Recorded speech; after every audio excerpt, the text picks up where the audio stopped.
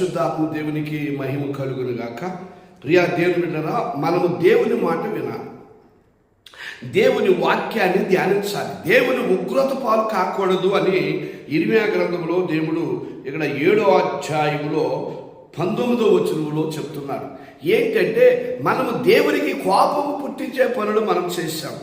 దేవుని యొక్క బిడ్డలు అమెరికా రాష్ట్రంలో కాలిఫోర్నియాలో దేవునికి వ్యతిరేకంగా వాళ్ళు నడిచారు కాబట్టి వాళ్ళు కోర్టులు పడగలెత్తినటువంటి వారు దేవుడిని లెక్క చేయలేదు. అందుకే ఆయన ఇక్కడ ఏమంటున్నాడంటే, నాకే కోపము పుట్టించినంతగా వారు దాన్ని సూచిస్తున్నారు, తమకే అవమానము కలుగునంతగా చేయించున్నారు కదా.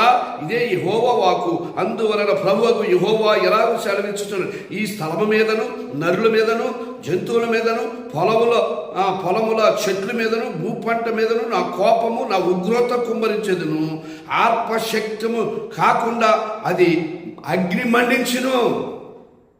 ఈరోజు అక్కడ కాలిఫోర్నియాలో ఆకాశం నుండి అగ్ని వచ్చి వాళ్ళు ఆర్పశక్తి కాదు మొత్తం అంతా ధ్వంసం అయిపోయి కాలిఫోర్నియా. అదే ఈరోజు దేవుని బిడ్డలమైన మనము దేవునికి వ్యతిరేకంగా నడితే మన బతుకులంతే, మన జీవితాలంతే. అందుకనే దేవుని వాక్యాన్ని ధ్యానించండి, దేవుని వైపు చూడండి. మేలైనా కీడైనా మనకు కావలసింది ఎవరంటే ప్రభు వాక్యాన్ని ధ్యానించి ప్రార్థన చేయి.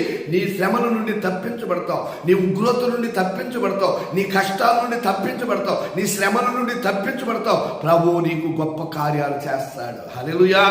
నీ పిల్లలు ప్రయోజకులు అవుతారు, మంచి చదువు ఉద్యోగాలు వస్తాయి, నీ కుటుంబంలో నెమ్మది ఉండదు, నీ కుటుంబము వర్ధిల్లుగాక. ఆమేన్, ఆమేన్.